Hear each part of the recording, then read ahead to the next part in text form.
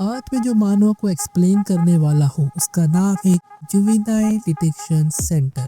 इस मानव का मैंने कम्प्लीटली एपिसोड 1 को एक्सप्लेन कर दिया है। अगर आपने अभी तक नहीं देखा तो डिस्क्रिप्शन में लिंक में दे दूंगा। तो बिना किसी देरी के let's start the video. Recap.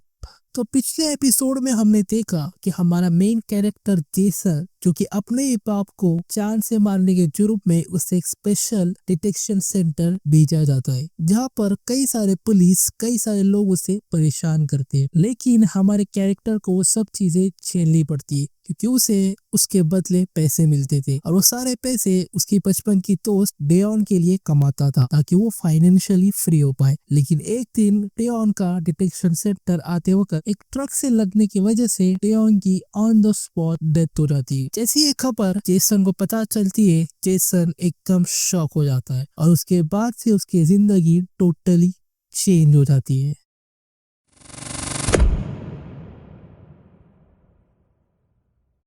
Chapter की शुरुआत में हमें हमारा मेन कैरेक्टर जेसन बताया जाता है, जो कि काफी बुरी हालत पर घुटनों पर पड़ा होता है। फिर हमें जेसन का बाप बताया जाता है, जो कि जेसन से उसकी गैंग को ज्वाइन करने के लिए फोर्स कर रहा होता है। जेसन थर थर कांपते हुआ कैसे तो भी करके अपने पैरों पर खड़े होने की कोशिश कर रहा होता है, लेकिन उसका जालिम बाप पैर से मारकर उसके बेटे को दूर फेंक देता है। उसका बाप कहता है, अगेन अगेन मेरा बाप मुझे जब से मारता आया है, जब से मैं काफी छोटा था। आज भी मैं इतना बड़ा हो चुका हूँ, आज भी मेरा बाप मुझे मारता है। उसका बाप उससे कहता है, जेसन तुम्हें ताकतवर बनना पड़ेगा, तुम्हें ताकतवर बनना पड़ेगा जब तक कि तुम मेरा ये टैटू ऑन ना कर लो। जेसन कहता है, बचपन से अब तक जो मैं अपने बाप का मार खाते आ रहा था, जो गुस्सा मेरे अंदर काफी ज्यादा बढ़ चुका था, उसे निकालने की कोई भी जगह मेरे पास नहीं थी। लेकिन आज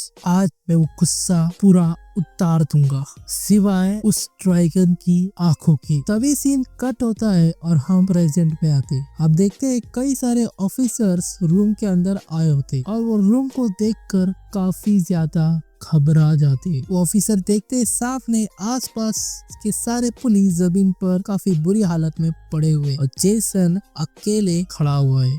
वो ऑफिसर काफी घबराहट की हालत में जेसन को बोलता है, क्या ये तुमने किया जेसन? जेसन कहता है, हाँ, ये सभी पूरा कांड मैंने खुद किया है।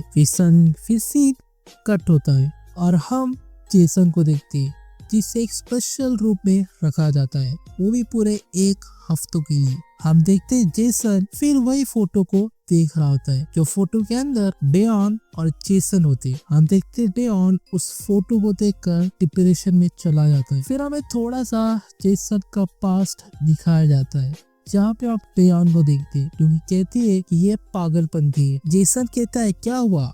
डेयन कहती है कि उसने तुम्हें तुम्हारे स्कूल के पहले दिन ही मार दिया, वो मतलब काल पे मारा उसे। डेयन कहती है, मेरा मतलब कि हमारा आज हाई स्कूल में पहला दिन है। जेसन कहता है, कोई बात नहीं, ऐसा होता रहता है मेरे साथ। डेयन कहती है, नहीं, ये अच्छी बात नहीं है, ऐसा कैसे हो सकता है तुम्हारे साथ?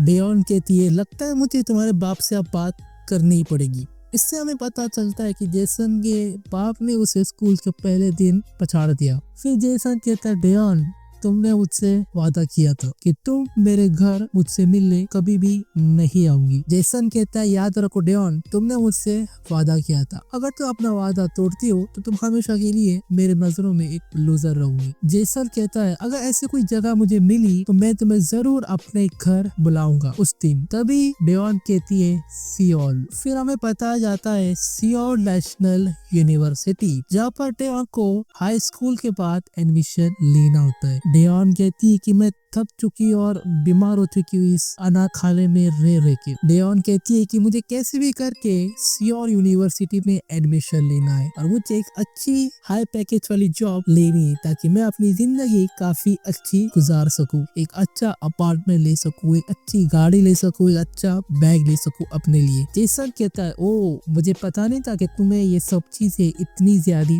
पसंद है। जेसन कहता है, मुझे बिल्कुल ही पता नहीं था कि डेयन को सियोल को मूव होना है हाई स्कूल की बात। फिर जेसन सोचने लगता है कि जब डेओन सियोल चले जाएंगी तो वो फिर वापस से अकेला पड़ जाएगा अपनी जिंदगी में। फिर तभी डेओन कहती है जेसन तुम में मेरे साथ आओगे सियोल यूनिवर्सिटी में। जेसन कहता है मैं कैसे आ सकता वहाँ पर। फिर डेओन और जेसन वादा करते कि वो एक साथ सियोल यूनिवर्सिटी में एडमिशन लेंगे हाई स्कूल के बाद और फिर दोनों अपनी जिंदगी खुशी खुशी जिएंगे वहाँ पर। और बेसिकली यही इन दोनों का प्रॉमिस था। हम देखते हैं वहाँ पे एक आदमी आता है जो इन दोनों को कपल समझकर उनकी तस्वीर लेना चाहता था। वो उन्हें कहता है पोजीशन में आ जाओ, मैं तुम्हारी फोटो लेने वाला हूँ। फिर यही मोमेंट होता है जहाँ पे ये दोनों अपनी लास्ट फोटो क्लिक करते और ये फोटो आज तक हमारे जेसन के पास थी। फिर हम प्रेजेंट में आते हैं और हमें जेल बताई जाती है। हम देखते हैं दरवाजे के अंदर काफी जोरों से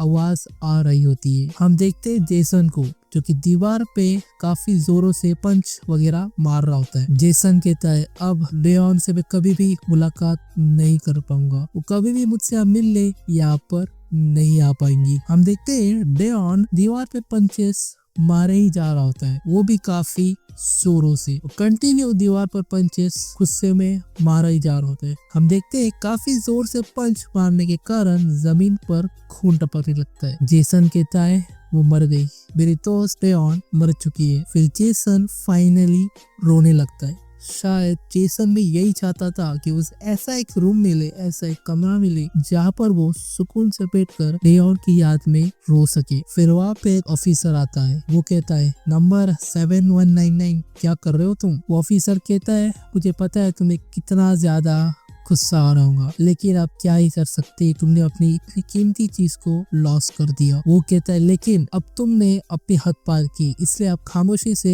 बैठ जाओ। ये लो मैंने तुम्हारे लिए काफी टेस्टी खाना लाया, इसे खाओ और थोड़ा शांत हो जाओ। तुमने कल रात से अपना खाना नहीं खाया है, इसे खा लो और शांत हो जाओ। वो ऑफिसर कहता है कि किस्मत में जो लिखा है उसे कभी ना कभी जिंदगी में तो होना ही था। फिर जेसन सारी उम्मीद खोकर जमीन पर बैठ जाता है और आई एम सॉरी बोलकर वापस से रोने लगता है। हम देखते हैं जेसन की काफी बुरी हालत हो जाती है, बेचारा जेसन। सीन कट होता है और हम कैंटीन को हमें दिखाया जाता है। हम देखते हैं गियोमा को जो कि मस्त होकर अपना खाना एंजॉय कर रहा होता है कैंटीन में बैठकर। तभी गियोमा को किसी की बोलने की आवाज आती है, क्या तुमने सुना। वो कहते क्या सुना। तभी हमें दूसरे जेल के कुछ लड़के दिखाए जाते हैं जो कि आपस में ये बात कर रहे होते हैं, क्या तुम्हें पता है इसलिए इसमें कल एक जेसन नाम के लड़के ने अपने रूम वालों को मार मार कर उनका कुत्ता बना दिया था। तभी वो लड़का सुनकर कहता है वो पागल हो चुका था क्योंकि उस रूम के सबसे बड़े कुत्ते ने उसके गर्लफ्रेंड के बारे में मजाक उड़ाया था,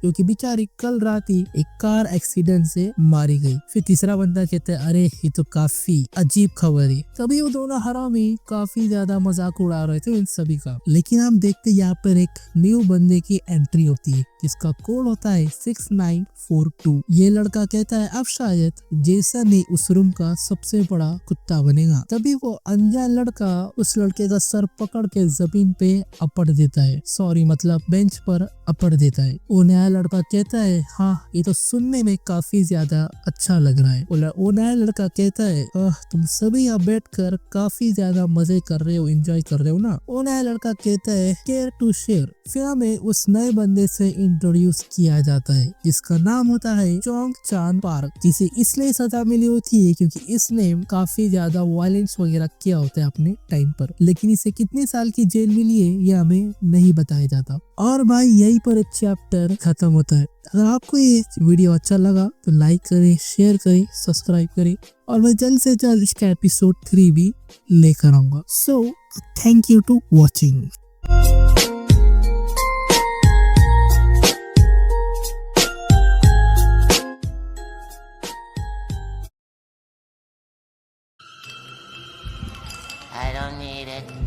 I don't need it. I